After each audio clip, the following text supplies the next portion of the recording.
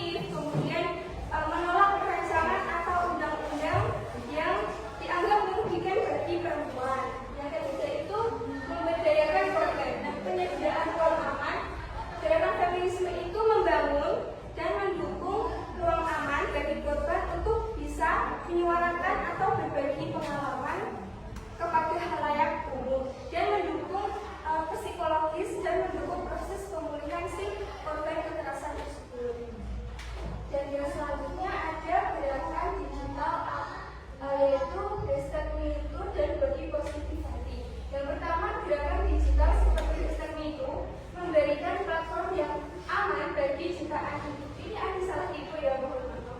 Yang akan itu ya seharusnya yang aman bagi jutaan individu untuk berbagi pengalaman mereka. Jadi itu gerakan kan zaman dahulu itu belum ada yang namanya gerakan digital ya. Jadi itu kayak perempuan yang dulunya merasa malu sendirian dan merasa terpinggirkan, sekarang ada gerakan digital itu yang bisa untuk menyuarakan apa yang mereka rasakan gitu. Jadi itu Assalamualaikum warahmatullahi wabarakatuh.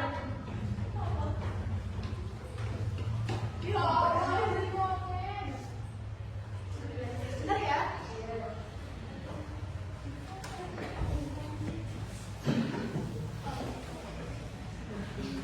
kan ya, mohon maaf. Nah, tadi kan pada zaman dulu itu gerakan digital belum ada. Jadi perempuan yang mendapatkan kekerasan itu kan merasa sendiri, merasa terpinggirkan, kayak takut untuk buka suara gitu loh. Kayak dia tuh merasa takut untuk menyuarakan apa yang dia rasakan. Nah, kemudian adanya hashtag di platform digital ini. Mohon perhatian.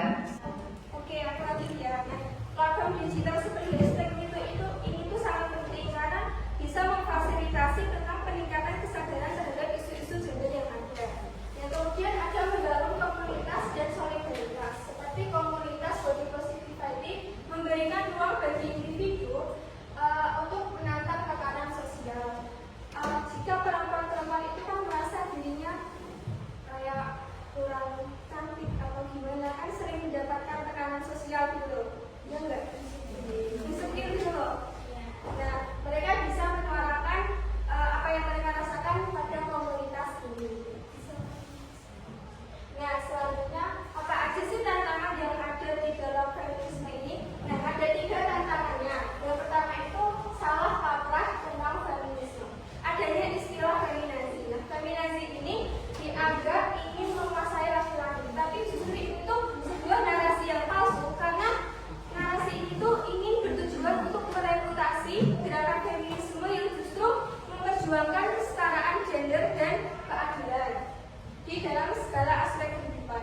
Yang selanjutnya resistensi terhadap perubahan sosial. Nah, salah satu tantangan besar adanya ini adalah resistensi terhadap perubahan sosial dari budaya patriarki yang telah mengakar dan tertanam dan dianggap normal di dalam aspek kehidupan. Dan budaya patriarki itu sangat sulit diubah ya, karena sudah sangat tertanam dan mengakar kuat gitu, dianggap normal di segala aspek kehidupan. Yang terakhir ada interseksionalitas. Nah, saat perempuan itu, mohon maaf, karena saat perempuan itu merasa miskin atau gimana, seperti yang kita ketahui kalau perempuan miskin itu kan kayak susah untuk mendapatkan akses pendidikan, akses kesehatan, terus kayak akses layanan masyarakat, ya enggak? Seperti yang kalian ketahui. Ya, itu contoh dari interseksionalitas. Cukup sekian dari aku, bisa melanjutkan dari Oke, aku lanjutkan. Seperti yang telah dijelaskan oleh Kak Hana dan juga Kak Farah tadi, bahwasanya feminisme itu diasosiasikan dengan perjuangan perempuan, seolah-olah isu gender itu hanya menjadi tanggung jawab bagi perempuan. Hal ini tentu menjadi kesalahpahaman besar ya adik-adik sekalian.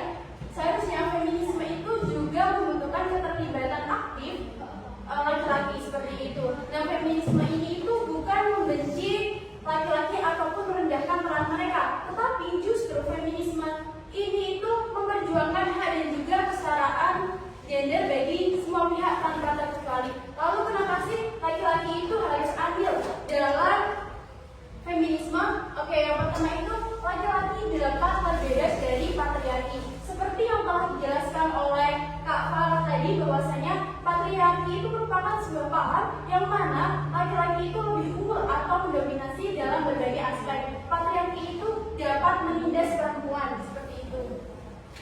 Nah, patriarki ini itu tidak hanya menindas perempuan, tetapi juga membatasi laki-laki dalam mereka itu mengekspresikan emosinya. Laki-laki selalu dituntut untuk harus kuat, laki-laki tidak boleh menangis, dan juga laki-laki harus menjadi pencari nafkah yang utama seperti itu.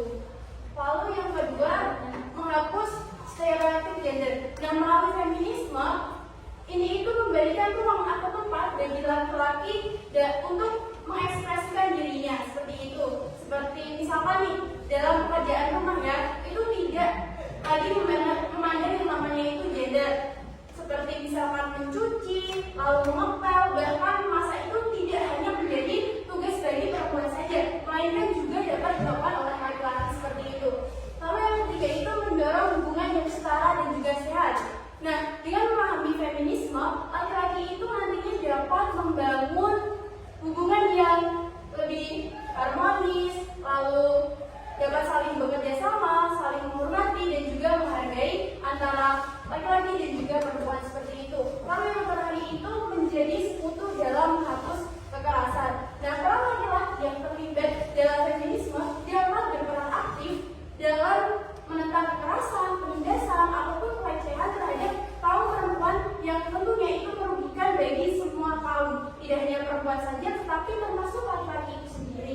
Oke, next selanjutnya. Nah, lalu apa sih solusi dan juga harapan ke depannya? Setidaknya ada 3 solusi nih. Yang pertama itu edukasi dan juga kesadaran sejak dini.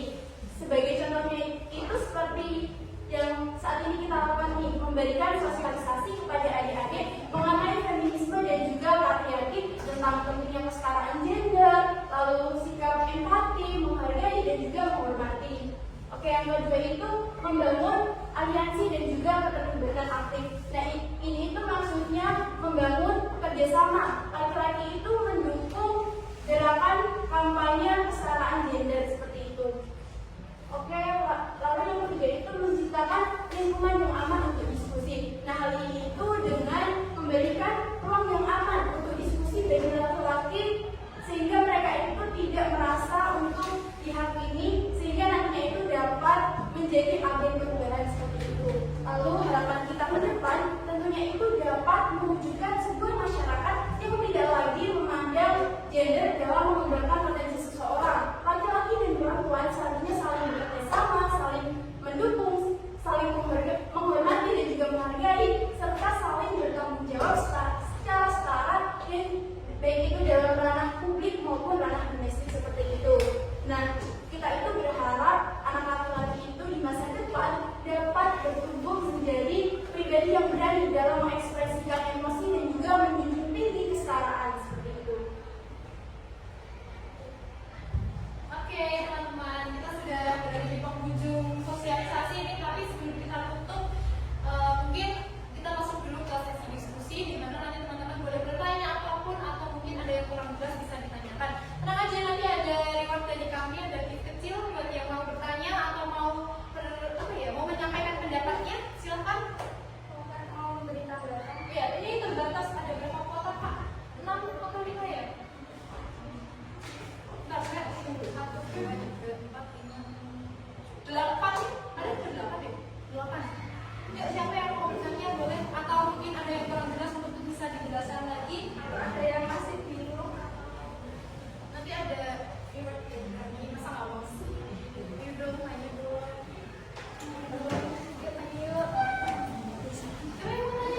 Jelaskan lagi bagian mana yang kurang jelas. Kalau nggak ada yang mau tanya, tak tanya aja. Mungkin ada dari Pak kali Kak. Ya, tanya nggak sih misalnya boleh. Nah, kalau nggak ada yang tanya, ini ada yang tanya nggak? Kalau nggak kita yang tanya.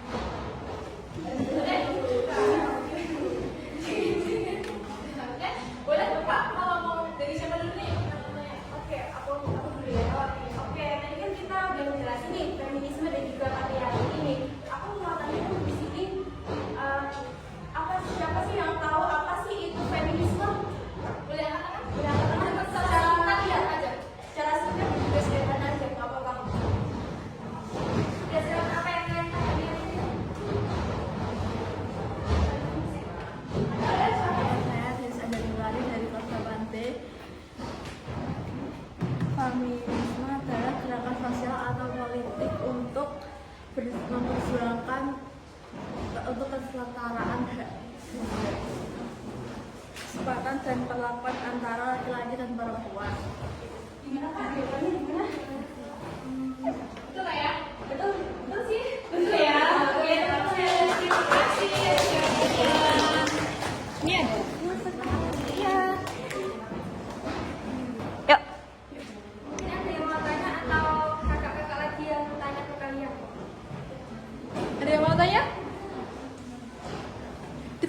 aja Kak kayaknya. Sekarang giliran aku yang tanya. Tadi kan udah tak jelasin 3 tantangan feminisme. Boleh disebutin salah satunya? Ya salah satu aja. Salah satu aja tadi. Tantangan dari feminisme. Tadi ada 3. Boleh disebutin salah satu. Ya, siapa? Ada yang mau? Kalau bawa HP boleh searching, mau searching juga boleh. Ada yang mau? Tadi Tantangan dari feminisme?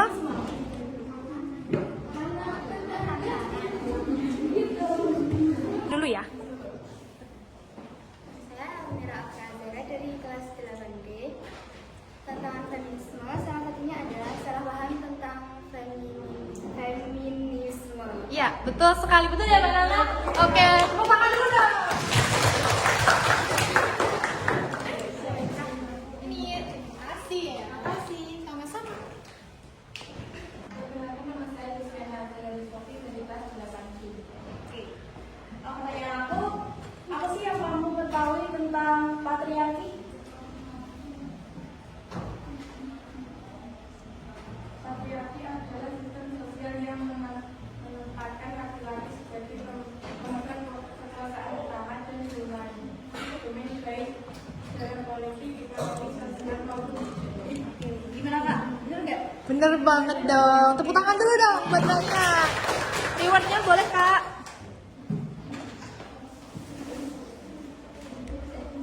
Belakang nomor 2.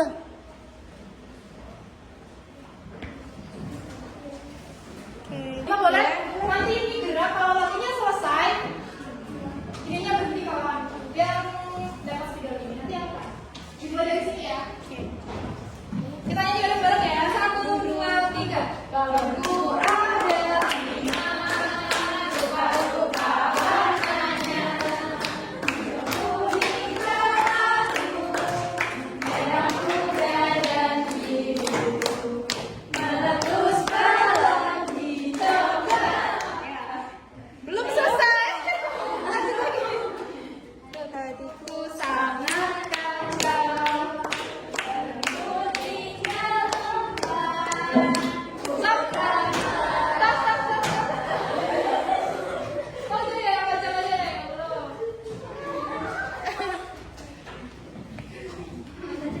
Ya boleh. Oke, sekarang giliran aku yang tanya. Itu kan.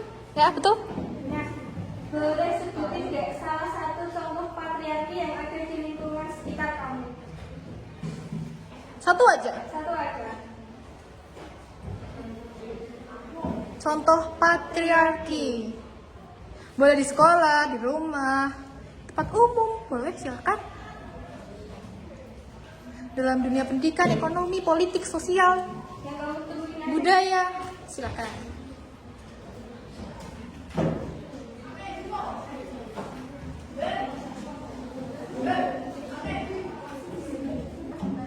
Memegang kekuasaan utama dan perempuan